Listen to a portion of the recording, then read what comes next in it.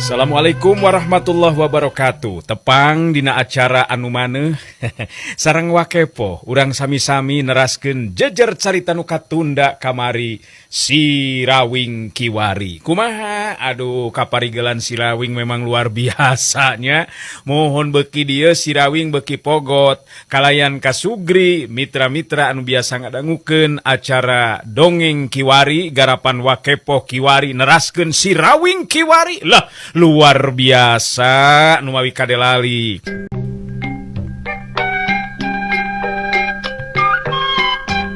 Nya anda sasat nama diculik dibawa kabur meureun ka dienakeun teh. Nya dibawa cara paksa ari kitu mah. Nya ante boga perasaan sigana teh jalur rampang mah untung kita angge make kaburu datang salakina Saraswati nu ngaran si Rawing. Lamun teu kaburu datang mah tang tu kaburu kasungsi meureunna dirina ku jalur rampang.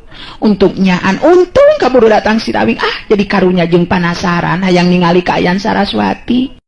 Cenah mah keurina kaayaan teu wala kaya lantaran dilumpuhkeun cik hayangnya horek ditingali. Maukem bet jadi boga pikiran hayang ningali kaayaan Saraswati nu aya di jero kamar. Maukem terus lempang meruka kamar nu dipake ngerem Saraswati. Berai panto dibuka katingali ku Maukem harita Saraswati ngabebengkang tanpa daya dina luhur tempat sarena. Ari Maukem netep seukeut ka Saraswati anu memang tanpa daya lantaran aya dina pangaruh kakuatan jalur rampang. Bet karunya teuing nyawatir ningalina oge meni ngalempreh tanpa daya kitu. Bet jadi hayang nulungan ye aing ka Nyai Saraswati nya da dipikir-pikir makalah ka kumaha oge tetep salah. Salah jalur rampang teh tindakanan ari sugan teh teu kitu jujutan lalakon ngeunaan Saraswati. Ari pek teh diculik jeung boga anak jeung salaki deui geuningan. Maukem hate jeung pikiran anak kaentepan ku rasa karunya ka Saraswati. Malah dirina oge teu ngabenerkeun kana tindakan anu dilakukeun ku jalur rampang dundunganana. Panto kamar ditutupkeun di lalaunan, Maukem lempang salengkah-salengkah ngadeukeutan ka Saraswati. Ningali aya nu datang Saraswati ngareret ka Maukem, sanggeusna deukeut ka Maukem terus nyarita lalaunan. Deudeuh teuing Nyai, karunya teuing Nyai teh bet nepikeun ka kieu ku jalur rampang teh hampura ari sugan mama Nyai teh teu boga salaki jeung geus boga anak atuh nya dosa ari kieu mah tindakan jalur rampang dunungan emak teh. Saraswati netep ka Maukem. Paneuteub anu ngandung pangharepan sangkan Maukem bisa ngabebaskeun dirina. Saraswati kadenge nyarita halon bari jeung dumareuda gambaran tina hate nu kaeunteupan ku rasa kasalempangan. Mak geuningan nuhun abdi dilayat mah. Abdi memang boga salaki jeung anak mah. Ngan ki jalur rampang tetep keukeuh maksakeun kahayangna geuningan.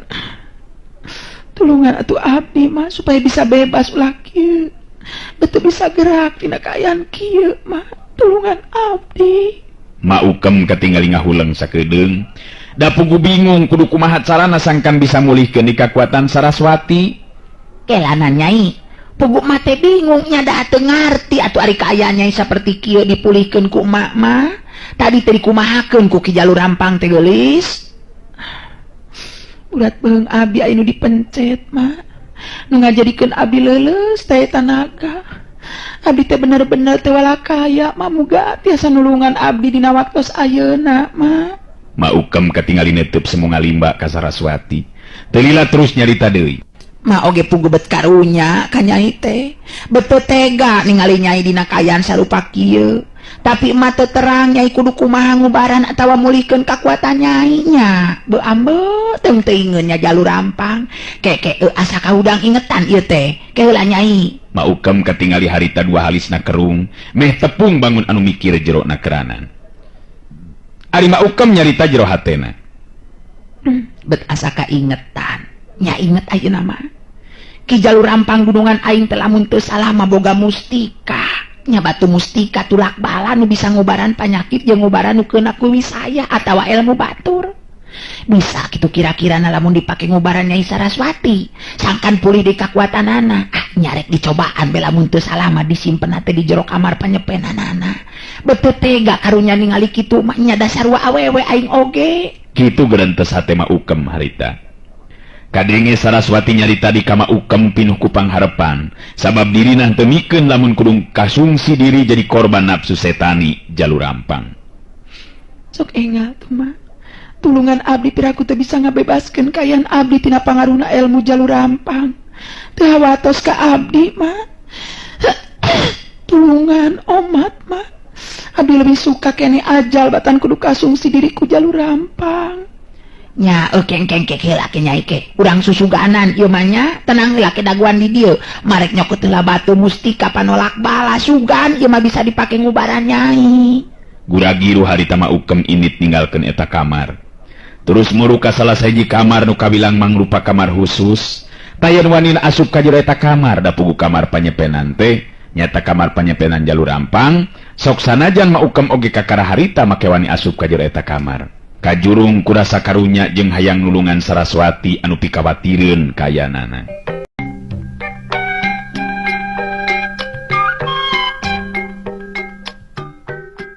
Maukem geus asup ka jero kamar panyepenanana jalur rampang. Katingali dina paradinan aya kanyut kunang leutik tina kain bodas. Maukem ngageleter leungeunna nyokot eta kanyut kunang. Tetela di jero eta kanyut kunang teh aya dua batu herang ngagenclang. Nu hiji warna beureum sedengkeun nu hiji deui mah warna cai ngencelong.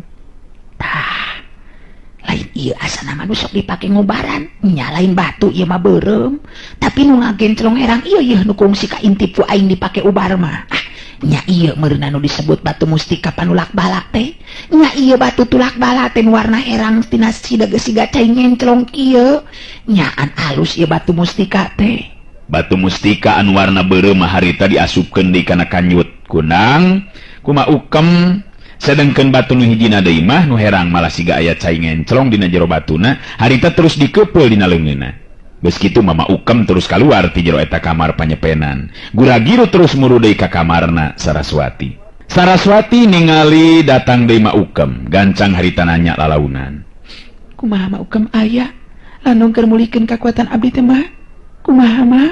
Maukem ngantelkeun curugna kana bibir, bari terus ngadeuketan ka Saraswati. Ulah salempang nyai. Ieu mah mawa batu mustika tulak bala. Nya sugan be atuh bisa dipake mulihkeun kakuatan nyai. Ieu teh bogana jalur rampang. Ngajak kumaha dibawa muga-muga be bisa digunakeun ka nyai. Da biasana maki jalur rampang lamun ngubaran teh batu mustika ieu nu sok dipakena teh nyai. Lamun seug Maukem ngarti kana ajen ilmu silat, geus tangtu teu kudu ngarasa bingung mangsa mulihkeun kakuatan Saraswati ku cara mencet urat-urat penting dina beheung Saraswati anu tadi dipencet ku ramo-ramo leungeun jalur rampang. Ngan tangtu memang kudu ngagunakeun ilmu khusus.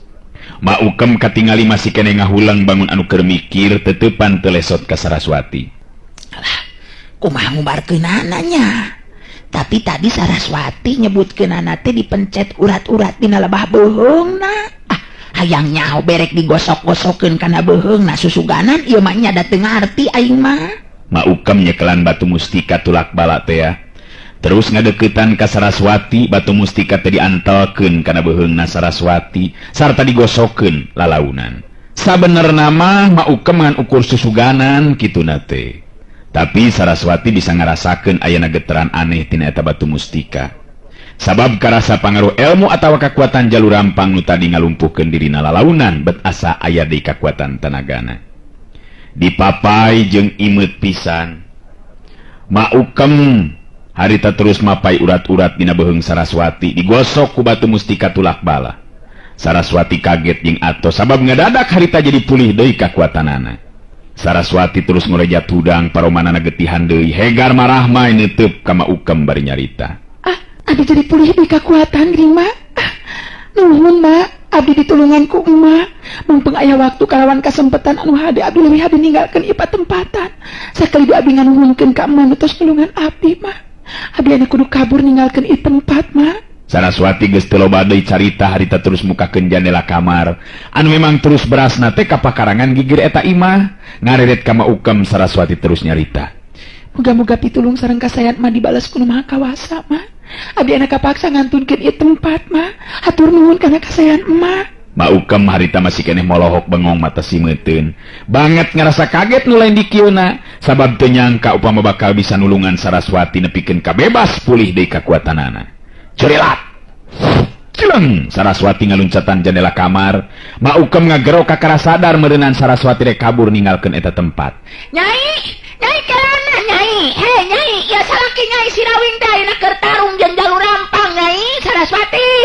Maukem lumpat ke lebah jendela kamar nu muka, tapi jirim Saraswati geus teu katingali.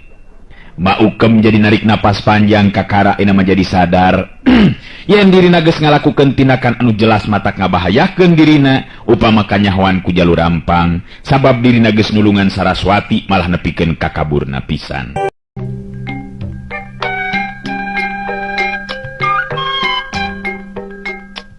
Maukem jadi narik napas panjang.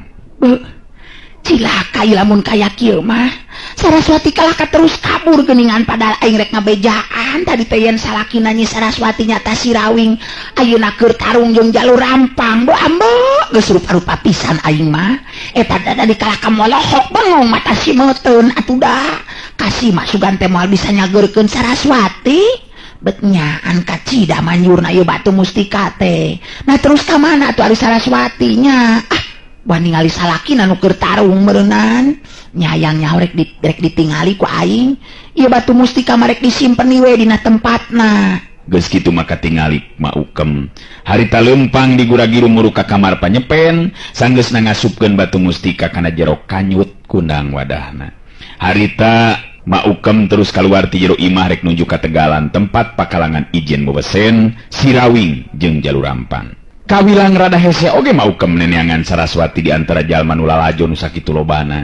Maukem terus muterkeun paneteupna sugan katingali Saraswati alalajo. Geuningan teu katingali Saraswati teh nyaan teu nyahoeun meureunnan.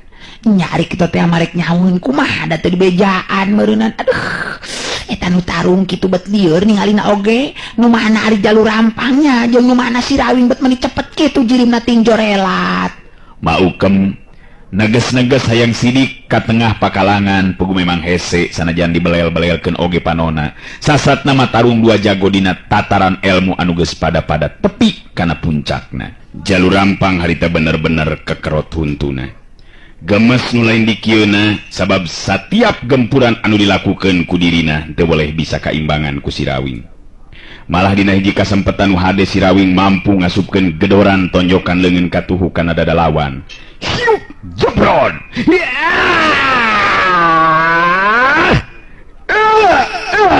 Bangkieung jalur rampang ngabangkieung mundur ka tukang, tapi geus terus pancuh deui dina tangtunganana. Sirawing harita netep seukeut kanu jadi lawan. Sirawing bener-bener harita dina kayaan posisi anu kebenaran alus.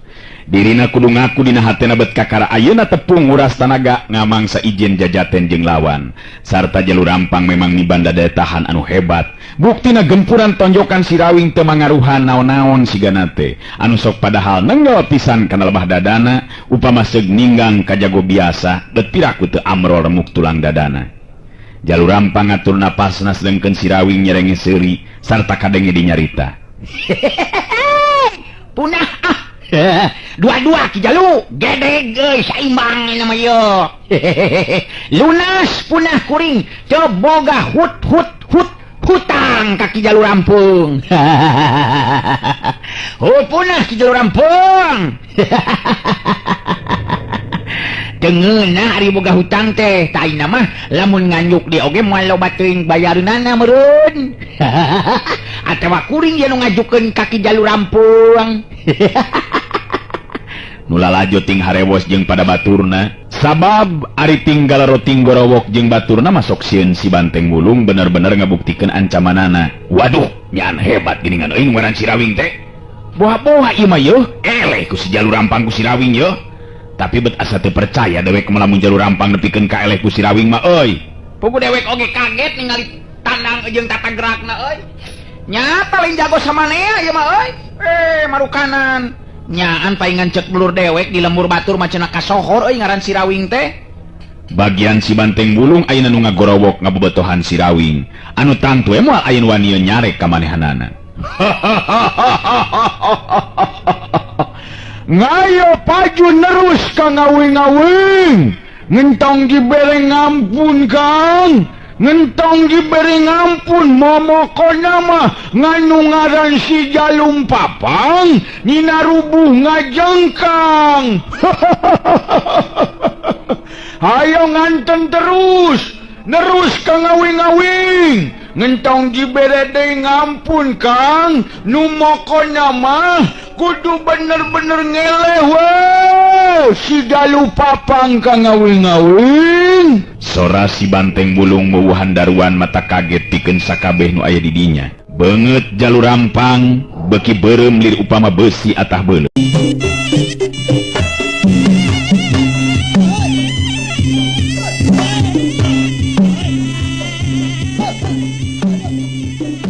Ari Sirawing harita ngareret kalebah si Banteng Bulung terus nemalan bari nyarita. Hei, tenang teng. Edun euy, kedot ye Jalur Rampung ceng, nyaan jagoan teng. Pokoknya mah tetep tenang be, lalajo di dinya mah teng, tenang we. Kumakayan aman teng, eueuh anu bakal coba-coba ngacokeun teng. Wah, beres kang ngawing-ngawing. Nu momokonna mah ngamun ngayangan nu macem-macem mah ku nguing dibantingkeun kang ngawing-ngawing. Ngengkeun be ngantep kang ngawing. Nya syukur dari kitu mah, kumaha Ki Jalu. Entong loba muncreng kitu ah. Kangaranan tarung mah tenang be, teu kudu dibarengan jeung napasu.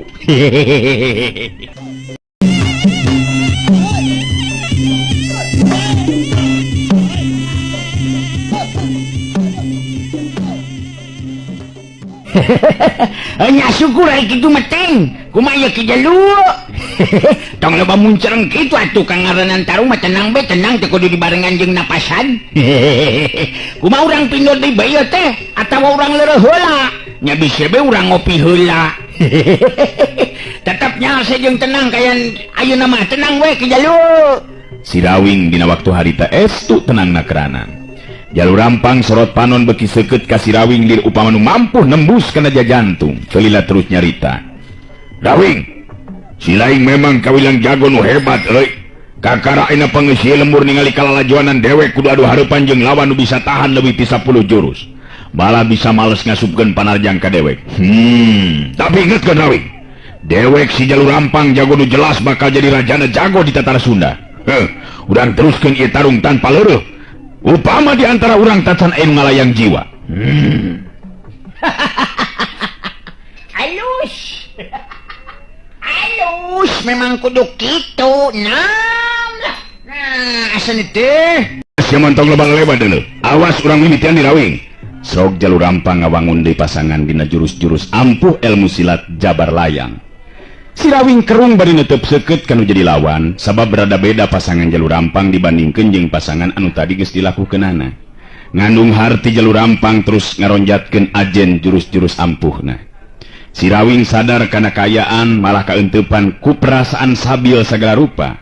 Sabab nu jadi lawan nyata lain bae mibanda daya tahan anu luar biasa, tapi jurus-jurus ilmu silat memang kekep susah pikeun diteangan celah kosong atawa titik kalemahanana. Kadenge di sora si Banteng Bulung nu ngabobotohan si Rawing. Wah, ngonggos ngontong dibere deui ngampun kang ngawing-ngawing. Tong dibere ngampun deui geus kitu mah kang ngawing-ngawing. Gancang si Jalur Papang ngelehkeun kang. Ngarang urang bisa leureuh nerus ngurang dahar bareng kang. Nu momokonna mah urang mah kudu ngelehkeun si Jalur Papang. Nyane moal bisa menang si Jalur Papang. Kang ngawing-ngawing jago uing mesti menang oi.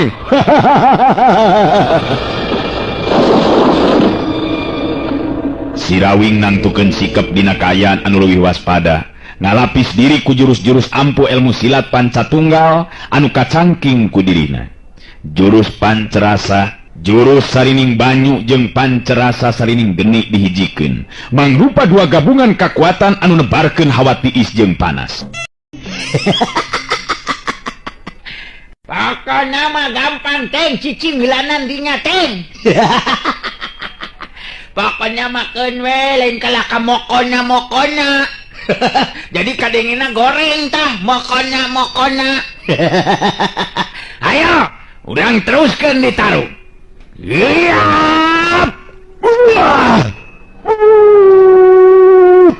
Ya.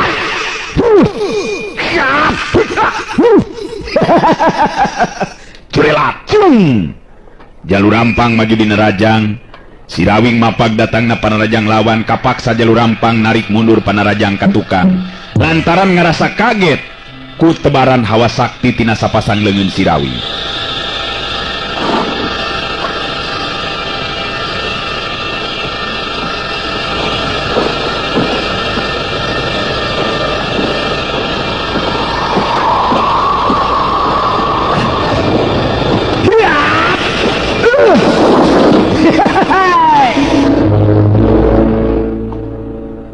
Sirawing mapag datang na parajang lawan, kapaksa jalur rampang narik mundur panarajang nakatukang. Lantaran ngerasa kaget ku tebaran hawa tiis atau hawa sakti sapasang leungeun Sirawing. Leungeun anu harita nebarkeun hawa panas, sedengkeun sambaran leungeun kenca nebarkeun hawa tiis. Ningali jalur rampang mundur ka tukang, Sirawing ayeuna mah anu ngarangseg maju. Antukna kapaksa jalur rampang ngabendung datang na panarajang lawan. Dua kekuatan harita bantrok di wae. Tus. Daligeg. Dua jirim pada mundur di katukang dua leng.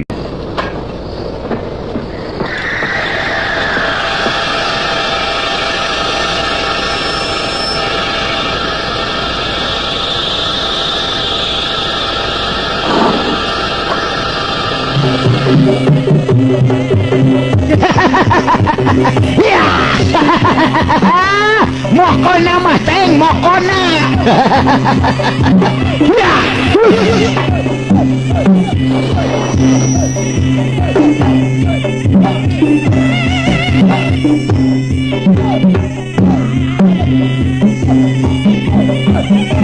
Jalur rampang sajeron nyingkahan panarajang Sirawing, hatena galecok nyarita sorangan. Boga kekuatan naon ieu mangkeluk ieu. Leungeun nebarkeun hawa panas, leungeun kencana nebarkeun hawa tiis. Gabungan dua kekuatan antara panas jeung tiis, malah dina geteran hawa anu hebat. Geteran kekuatan nu bisa ngabakukeun kana urat jeung getih, atawa nu hawa panas na bisa ngaduruk kana kulit jeung daging. Dan bener-bener aing panggih jeung lawan anu saimbang ieu mah yeuh. Bisa kira-kira kitu aing ngelekeun Sirawing.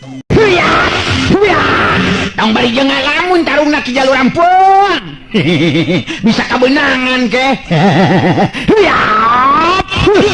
Omongna Sirawing memang jadi kenyataan sabab beureup leungeun katuh Sirawing keuna pisan kana lebah puceuli katuh ki jalur rampang. Hiup cebrot. Ada. Bangkiung, daligdeug jalur rampang ngabangkiung bari ngagerok, kaget jeung nyeri. Memang jalur rampang oge sadar balanga saeutik hiji kauntungan pikeun lawan. Karasa puceuli jeung beungeutna asa panas direrabseuneu. Si banteng wulung kadenge harita ngagerok deui suka anu lain di kieuna, hatena sabab Sirawing ayeuna mah anu mampu ngasupkeun teunggelanana. Bener kitu Kang Awing. Ngeta ngagara jagong euy. Mokona mah moko-mokona mah ngentong jiberengan nyempetan Kang Awing. Ngayo ngaju deui jalu papang.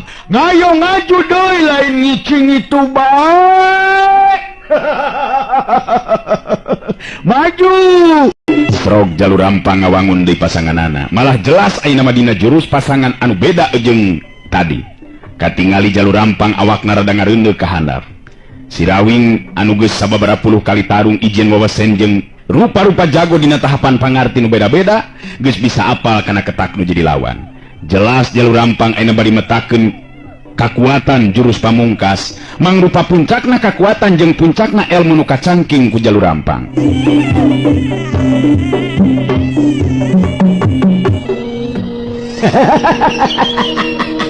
Nayop.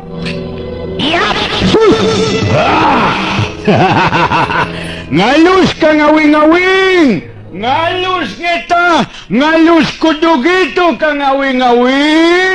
Ngalangkeun nasi dalu papang bisa nonggeng giginya.